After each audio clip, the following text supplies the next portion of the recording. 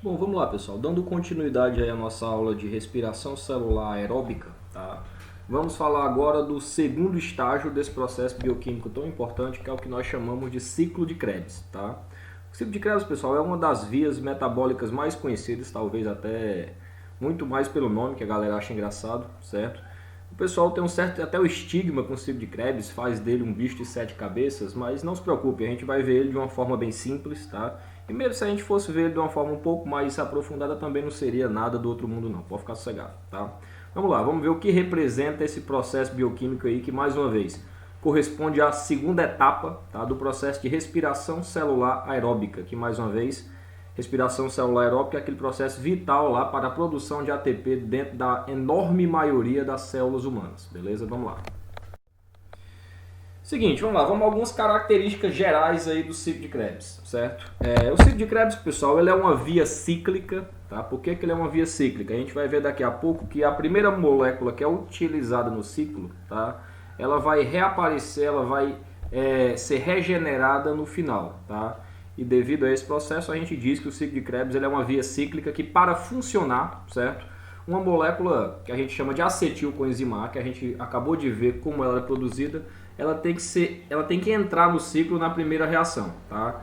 Esse ciclo ele é constituído por 8 reações químicas, ou seja, são 8 enzimas diferentes que participam do ciclo de Krebs, certo? E após a oitava reação, como eu falei, a primeira molécula utilizada ela vai ressurgir, ela vai ser regenerada, o que caracteriza lá o ciclo de Krebs como uma via cíclica. Daqui a pouco a gente vê isso aí em mais detalhes, certo? O ciclo de Krebs, pessoal, ele tem esse nome em homenagem ao cara que o descobriu, o cara que estudou pela primeira vez e que explicou o seu funcionamento, tá? Que é um bioquímico extremamente famoso chamado de Hans Krebs, certo? O Hans Krebs tem até uma curiosidade, ele explicou o funcionamento das enzimas do ciclo de Krebs, pessoal, estudando músculo de pombo, isso mesmo, músculo de pombo. Daí posteriormente ele viu lá que o que está a mesma via bioquímica que estava presente lá nas células do pombo está presente também na enorme maioria dos organismos vivos presentes na atualidade, que vai desde planta, passando pela gente, inseto e por aí vai, tá? O ciclo de Krebs, como ele é um componente do processo de respiração celular aeróbica, ele é uma via metabólica vital, tá? E universal para os organismos que utilizam esse tipo de metabolismo com a finalidade de obter ATP, beleza? O ciclo de Krebs, pessoal, dependendo do livro que você pegar, você pode encontrar ele sendo chamado por outros nomes, tá? Eu queria até que você tivesse um pouquinho de cuidado com relação a isso. Vamos lá, ó. O ciclo de Krebs, ele também pode ser chamado de ciclo do ácido cítrico, tá? Muitos pesquisadores até dizem que o termo ciclo do ácido cítrico é um termo mais apropriado, tá? Não sei se do ponto de vista científico ou simplesmente até às vezes com inveja, porque o Krebs ele ganha o nome dessa via tão importante pelo fato de ele ter descoberto, tá?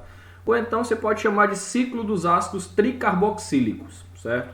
Os dois nomes mais comuns realmente é ciclo de Krebs e ciclo do ácido cítrico, beleza? Você pode chamar das duas formas que vai dar na mesma coisa, certo? O ciclo de Krebs ela faz parte do metabolismo aeróbico, tá? A gente vai ver daqui a pouco que apesar do oxigênio ele não estar presente nas reações do ciclo de Krebs, para que essa via metabólica funcione, é necessário que haja oxigênio seja gasto, só que de uma forma indireta. A gente vai ver daqui a pouco que o oxigênio ele faz parte sim, ele é vital para a respiração celular aeróbica, mas ele só entra em ação realmente no terceiro estágio, que é o último estágio desse processo, tá? Mas não por isso, tá? Os dois estágios anteriores, tanto o primeiro como o segundo, no caso do ciclo de Krebs, eles também entram aí no que nós chamamos de metabolismo aeróbico, tá? E ele acontece dentro das células humanas, especificamente dentro da mitocôndria, que é aquela organela que a gente já falou dela várias vezes, tá? E mais especificamente ainda, quando a gente pega a mitocôndria para analisar, a enorme maioria, quase todas, 7 na verdade, das enzimas do ciclo de Krebs vão estar presentes lá, dissolvidas ou espalhadas lá dentro do líquido presente, dentro da mitocôndria, que é o que nós chamamos de matriz mitocondrial, tá? É justamente nesse líquido que preenche a mitocôndria internamente, chamado de matriz mitocondrial, que nós temos lá a enorme maioria das enzimas do ciclo de Krebs, beleza? Vamos lá, vamos falar um pouco mais a respeito dessa via metabólica tão fundamental para a produção de energia dentro das nossas células. Seguinte, isso aqui, pessoal, talvez seja a coisa mais importante que a gente tem a saber a respeito do ciclo de Krebs, a sua finalidade, ou seja, a sua função, para que realmente ele serve, tá? E é o seguinte, a função básica e fundamental do ciclo de Krebs, pessoal, é fazer essas duas coisas que estão listadas nesses dois primeiros pontos aqui, ó, tá? A função do ciclo de Krebs, pessoal, é pegar o grupo acetil, tá? Que vai entrar no ciclo de Krebs na forma de acetil coenzima A, tá? E através das enzimas do ciclo de Krebs, esse acetil presente no acetil coenzima A, ele vai ser oxidado, ele vai ser quebrado, tá? Havendo produção de gás carbônico, certo? O gás carbônico é o CO2. O gás carbônico, pessoal, ele é um resíduo do metabolismo, tanto é que o gás carbônico produzido em todo o nosso corpo, ele é coletado lá pelo sangue e ele é jogado para fora do nosso organismo quando o sangue passa lá pelos pulmões, beleza? O gás carbônico, mais uma vez, o gás carbônico, sempre que você ouvir falar em produção de gás carbônico dentro do corpo humano, pode relacionar isso aí ao ciclo de Krebs, que é justamente nesse processo metabólico que é produzida a enorme maioria do gás carbônico que é gerado pelo metabolismo das células humanas, beleza? Mais uma vez, a função primordial do ciclo de Krebs, pessoal, é pegar o acetil que vai entrar dentro dele na forma de acetilcoenzima A e através das suas enzimas oxidar ou quebrar esse acetil produzindo o gás carbônico, tá? Só que as enzimas do ciclo de Krebs, pessoal, além de fazer isso aí, além de quebrar o acetil e liberar gás carbônico, elas vão além, elas fazem algo até mais importante, tá? E o que seria isso? À medida que elas quebram o acetil para produzir o gás carbônico, tá? Essas enzimas, elas têm a capacidade de remover elétrons desse acetil, tá? O elétron, pessoal, é aquela partícula que faz parte do átomo. Se você puxar lá pelo início da disciplina, a gente falou dela, tá? Essas enzimas, elas vão tirar elétrons do acetil, tá? E vão guardar esses elétrons, ou vão conservar a energia desses elétrons em duas moléculas que também são muito importantes para o nosso metabolismo, que são os transportadores de elétrons, o NAD e o FAD, tá? Daqui a pouco a gente vai falar dele, tá? Daqui a pouco a gente vai saber um pouco melhor o que é o NAD e o que é o FAD, tá? Mas basicamente, pessoal, esse é o papel fundamental do ciclo de Krebs no nosso metabolismo. Só para a gente pegar as duas coisas ao mesmo tempo agora, tá? O ciclo de Krebs, ele vai pegar os grupos acetil que entram nele na forma de acetilcoenzima A, certo? E as enzimas desse ciclo, elas vão quebrar esse acetil para produzir gás carbônico. À medida que elas fazem a quebra do acetil para produzir gás carbônico, essas enzimas, elas tiram elétrons do acetil e armazenam ou conservam esses elétrons na forma de duas moléculas que a gente chama ela de coenzimas transportadoras de elétrons, que são o NAD e o FAD, que daqui a pouco a gente vai evidenciar um pouco mais a função tanto do NAD quanto do FAD, tá? Esse, pessoal, é o papel central do ciclo de Krebs dentro do nosso metabolismo, tá? Só que o ciclo de Krebs, pessoal, ele é uma via tão interessante que ele não faz apenas isso. Isso aqui, digamos assim, é a tarefa principal dele, tá? Mas ele faz uma coisa a mais, ele faz um bico, digamos assim, tá? O que seria esse papel secundário do ciclo de Krebs? O ciclo de Krebs, pessoal, ele tem um papel muito importante no anabolismo também, tá? O ciclo de Krebs, em algumas situações, ele pode fornecer precursores, pode fornecer moléculas para vias de biossíntese, tipo assim, quando há necessidade da célula produzir algumas moléculas no seu metabolismo, ela pode tirar as moléculas presentes no ciclo de Krebs para, a partir delas, produzir essas moléculas novas, tá? Por exemplo, isso aí acontece muito com relação a alguns aminoácidos. Por exemplo, alguns aminoácidos que o nosso corpo pode produzir, eles são produzidos a partir das moléculas presentes no ciclo de Krebs, tá? Aí o que é que vai acontecer? Devido ao fato, tá, do ciclo de Krebs, ele tem um papel principal como uma via catabólica, por quê? Porque ele faz a quebra do acetil lá, tá? Ele também tem um papel secundário como uma via anabólica, porque ele fornece moléculas para situações de biossíntese, certo? Devido a esse fato do ciclo de Krebs ele ter tanto um papel catabólico quanto um papel anabólico, existe até um termo para a gente falar dele. A gente costuma dizer que o ciclo de Krebs ele é uma via anfibólica, tá? O que é uma via anfibólica? É uma via que ela tem um papel fundamental no catabolismo, mas ela também atua no anabolismo, tá? Isso aí é uma característica importante do ciclo de Krebs. Mas como eu falei, pessoal, a função principal dele é fazer essas duas coisas que a gente falou anteriormente. Quebrar o acetil para produzir gás carbônico e guardar os elétrons que são provenientes dessa quebra na forma de duas moléculas fundamentais que são os transportadores de elétrons, o NAD e o FAD, que inclusive a gente vai até conversar um pouquinho a mais sobre eles agora, beleza? Vamos lá, o que seria lá o NAD e o FAD? Seguinte, pessoal, NAD e FAD, pessoal, são duas coenzimas, são aquelas moléculas que ajudam no funcionamento de algumas das enzimas do ciclo de Krebs, tá? E o papel de coenzima exercido tanto pelo NAD como o FAD é que eles são transportadores de elétrons. Tipo assim, eles vão receber os elétrons que são liberados pelas enzimas que eles atuam junto com elas e depois vão levar esses elétrons para um outro local, especificamente lá para o estágio 3 da respiração celular aeróbica que a gente vai ver depois, tá? NAD e FAD, pessoal, eles cumprem esse mesmo papel, um papel muito semelhante, tá? Só que existem algumas pequenas diferenças entre essas duas coenzimas, inclusive a estrutura química delas, tá? Por exemplo, NAD e FAD, pessoal, na verdade são siglas, certo? NAD significa nicotinamida adenina dinucleotídeo e FAD significa flavina adenina dinucleotídeo. Como eu falei, não se preocupe em decorar esses nomes mais complexos. Basta chamar de NAD e FAD que tá bom, tá? E mais importante do que isso aí, pessoal, mais importante do que o nome completo, digamos assim, dessas moléculas, é a gente saber para que elas servem, tá? E é justamente o que a gente vai aprender agora, tá? NAD e FAD, pessoal, como eu falei, eles atuam como transportadores de elétrons, tá? O que dificulta, pessoal, às vezes que a gente cria um estigma com a palavra elétron, né? Por exemplo, se você pegar um transportador de móveis, é um caminhão que pega o móvel de um canto e leva para o outro, tá?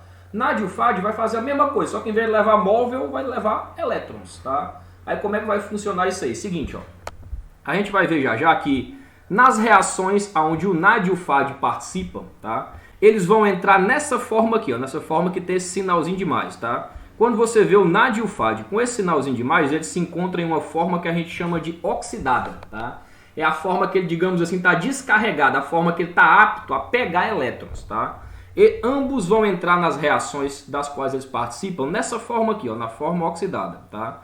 Quando a reação acontece, quando a enzima faz a reação acontecer, essa enzima ela vai pegar 2 elétrons e colocar no NAD, ou então, dependendo da enzima, 2 elétrons e colocar no FAD, tá? Quando o NAD e o FAD ganham 2 elétrons cada um, eles passam para essa forma aqui, ó, essa forma que tem o hidrogênio aqui, ó, que a gente chama de forma reduzida, tá? A forma reduzida do NAD é a forma NADH, tá? A forma reduzida do FAD é a forma FADH2, certo?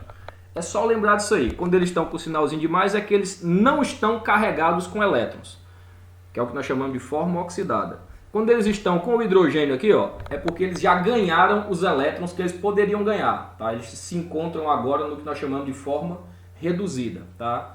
Cada NAD e cada FAD, pessoal, são capazes de transportar 2 elétrons, tá? E mais uma vez, como é que se dá os transportes? A gente vai ver que o NAD e o FAD eles vão entrar nas reações químicas das quais eles participam na forma oxidada, tá? Lá as enzimas vão inserir os 2 elétrons nele, ele vai passar para a forma reduzida e quando ele está assim, ó, ele está apto a transportar os elétrons que ele ganhou para um outro local, lá para uma outra via metabólica que a gente vai falar mais à frente, que é o que nós chamamos de cadeia respiratória, beleza? Esse, pessoal, é o papel fundamental tanto do NAD como do FAD. Pegar elétrons no ciclo de Krebs e levar para o terceiro estágio da respiração celular, que é o que a gente chama de cadeia respiratória, que a gente vai estudar depois, beleza? Vamos lá. Uma vez que a gente já sabe algumas características gerais do ciclo de Krebs, vamos lá, vamos usar a visão geral dele, tá? Isso aqui, pessoal, é a visão geral do ciclo de Krebs, mostrando lá todos os componentes dele com todas as reações, beleza? Se a gente for contar, ó, o ciclo de Krebs, a gente vai ver já que ele é uma via cíclica, tá? Já eu mostro por quê. Ele é uma via cíclica, por quê? A gente vai... Olha, deixa eu explicar logo isso aí de uma vez por todas. É o seguinte, ó. O ciclo de Krebs, pessoal, ele é uma via cíclica por quê? Porque o que faz ele funcionar é a entrada no ciclo de Krebs dessa molécula aqui, ó. O famoso acetilcoenzima A, tá? Sempre que um acetilcoenzima A entra no ciclo, todas as enzimas do ciclo de Krebs vão funcionar uma vez. Ou como a gente costuma dizer, o ciclo de Krebs vai dar uma volta, tá? A primeira reação do ciclo de Krebs, pessoal, envolve a condensação ou a junção de uma molécula que faz parte do ciclo chamada de oxaloacetato com o grupo acetil que está ligado aqui à coenzima A, tá? Uma enzima é quem faz essa enzima chamada de citrato sintase, eu só vou falar o nome dela, tá? É quem faz essa reação acontecer. Essa enzima aqui, ó, que é a primeira enzima do ciclo, que pega o acetil, trazido na forma de acetil coenzima A, e junta esse acetil com o oxaloacetato. Aí produz lá uma molécula chamada de citrato, tá? Ou ácido cítrico.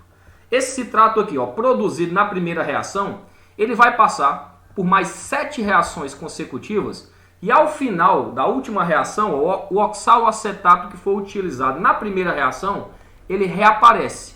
Isso aí é o que a gente diz que o primeiro composto ele é regenerado, tá? E como esse primeiro composto ele reaparece, ele é regenerado, a gente costuma dizer que o ciclo de Krebs ele é uma via cíclica, por quê? Porque acontece lá a regeneração da primeira molécula que foi utilizada na primeira reação que faz parte dessa via bioquímica, tá? Aí vamos lá, além de ser uma via cíclica, na qual acontece a regeneração da primeira molécula, tá? O ciclo de Krebs ele acontece em 8 reações químicas, são 8 passos, como a gente costuma dizer, tá? Cada passo é uma reação diferente, então, aqui é a primeira, aí a segunda, a terceira e por aí vai, tá? Se você for acompanhando por essas setinhas, você vai ver que são 8 reações químicas diferentes, tá? 4 dessas reações químicas, pessoal, são reações, como a gente costuma dizer, reações de oxidação, que são, digamos assim, as reações mais importantes, tá? Por que elas são as reações mais importantes? O produto mais valioso, pessoal, do ciclo de Krebs é o NADH e o FADH2, ou seja, aquelas coenzimas que ganharam elétrons, tá? Por exemplo, se a gente for observar aqui a reação de número 3, a coenzima NAD ela entra na forma oxidada, aí essa enzima aqui ó, vai tirar elétrons e colocar nela, vai ficar para a forma reduzida. Quando ela está assim, ó, quando ela está na forma de NADH, ela está pronta para levar esses elétrons lá para o terceiro estágio da respiração celular aeróbica, tá? A gente observa, pessoal, que desses 4 passos de oxidação aqui, ó, a reação de número 3, a reação de número 4, certo? E a reação de número 8, elas produzem NADH, tá? Ou seja, durante uma volta completa do ciclo de Krebs, são produzidos 3 moléculas de NADH, tá? Com relação ao FADH2, ele só é utilizado como coenzima para uma das enzimas do ciclo de Krebs, que é justamente essa enzima que catalisa a reação de número 6, tá? Observe que aqui, ó, na reação número 6, em vez de ser produzido NADH, é produzido FADH2, tá? E além de gerar 3 NADs e um FADH2, tá? No ciclo de Krebs ainda é produzido uma molécula de ATP, uma molécula diretamente produzida de ATP, tá? Mas a gente vai ver que o produto, digamos assim, mais valioso do ciclo de Krebs é isso aqui, ó. As moléculas de NADH e de FADH2 que são geradas ao longo do ciclo, beleza? Vamos lá, inclusive vamos falar um pouquinho a mais a respeito disso aí, ó. Seguinte, ó. Vamos lá, o ciclo de Krebs, pessoal, como eu falei, a cada volta dele, ou seja, o que é que a gente chama de uma volta do ciclo de Krebs, mais uma vez, ó. Sempre que entra uma molécula de acetil coenzima A no ciclo, tá? Todas as enzimas do ciclo vai funcionar uma vez, tá? E vai ser dado uma volta completa, como a gente costuma dizer, do ciclo de Krebs, tá? A cada volta, como a gente falou anteriormente, é produzido de útil para a célula 3 moléculas de NADH, uma molécula de FADH2 e um ATP, tá? Agora vamos lá, vamos brincar um pouquinho com números, só para a gente ver como o negócio é grandioso, tá? Lá no início no finalzinho da aula passada, pessoal, eu falei que uma molécula de glicose, ela gera 2 piruvatos pela via glicolítica, igual a gente falou, tá? Cada piruvato ele é transformado em uma molécula de acetil coenzima A. Então, pessoal, já que é assim, tá? A partir do metabolismo de uma molécula de glicose, o ciclo de Krebs ele vai girar não apenas uma vez, mas 2, tá? Por quê? Porque cada piruvato produzido lá no final da via glicolítica, tá? Vai dar origem a uma molécula de acetil coenzima A. E quando cada uma dessas moléculas entra no ciclo de Krebs, ele vai girar uma vez, ele vai dar uma volta completa e todas as enzimas vão gerar lá os seus produtos em uma vez, tá? Aí o que é que acontece? Quando a gente pega para analisar o metabolismo completo de uma molécula de glicose, na verdade, o saldo energético seria o dobro disso aqui, ó. Mais uma vez, por que é o dobro? Porque cada molécula de glicose é capaz de fazer o ciclo de Krebs funcionar 2 vezes, tá? Isso significa dizer que para cada molécula de glicose que o seu corpo metaboliza, que suas células metabolizam, perdão, é gerado no seu interior 6 moléculas de NADH, 2 moléculas de FADH2 e 2 ATPs, isso a gente falando aqui, ó, das reações do ciclo de Krebs. Isso aqui é o saldo energético do ciclo de Krebs a partir de uma molécula de glicose, tá? Anota esses números aí, pessoal, só para a gente fazer uma contabilização final, ao final dessa aula, só para a gente ver a diferença assim, em termos de rendimento energético da respiração celular aeróbica, que é a que a gente está falando, para a respiração anaeróbica, que é o que a gente falou na aula anterior, beleza? Vamos lá, vamos seguir aqui. O ciclo de Krebs, pessoal, ele é uma via que sofre uma regulação bem interessante. Tá? Eu vou falar rapidinho disso aqui. Seguinte, ó, quais são os fatores que podem regular o ciclo de Krebs? O que é que a gente chama de regular o ciclo de Krebs? Fazer ele acontecer mais rápido ou mais devagar. Tá? O ciclo de Krebs, pessoal, ele vai ter a sua velocidade regulada de acordo com as necessidades energéticas da célula. Como é que isso aí vai funcionar? Tá? Lembra que o ciclo de Krebs ele faz parte do metabolismo aeróbico, cuja principal função é produzir energia, produzir ATP. Tá? Em situações onde a célula já tem uma grande quantidade de ATP, isso aí vai influenciar o ciclo de Krebs para ela acontecer mais devagar. Tá?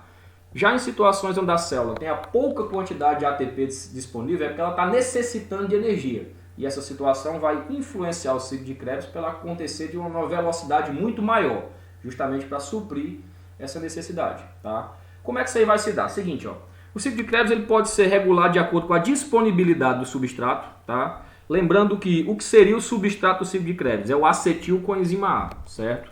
É ele quem faz o ciclo de Krebs funcionar. Aí como é que a gente vai raciocinar em cima disso aí? Sempre que tiver muito acetilcoenzima A disponível, o ciclo de Krebs ele vai funcionar rápido, que é para metabolizar esse acetilcoenzima A que está lá disponível. Tá?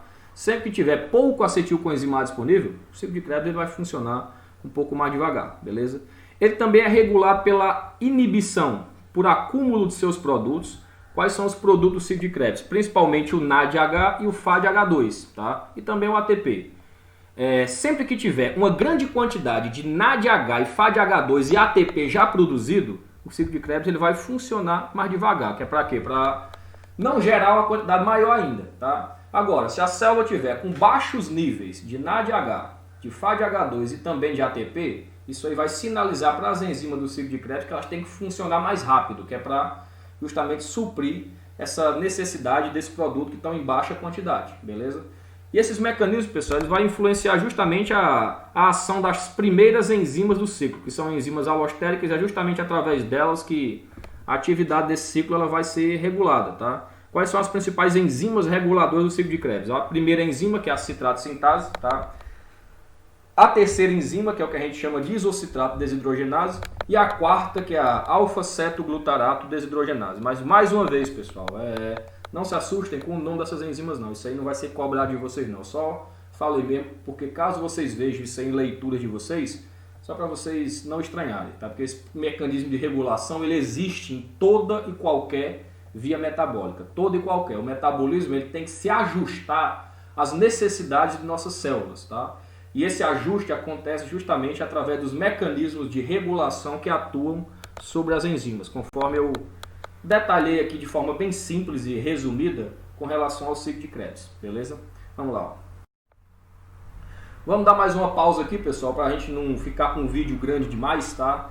E a gente volta aí para a terceira e última parte dessa aula, tá? Falando do terceiro estágio do processo de respiração celular aeróbica, que é o que nós conhecemos como cadeia transportadora de elétrons acoplada à fosforilação oxidativa, ou se você preferir, que eu tenho certeza que você vai preferir, tá? Pode chamar apenas de cadeia respiratória, tá?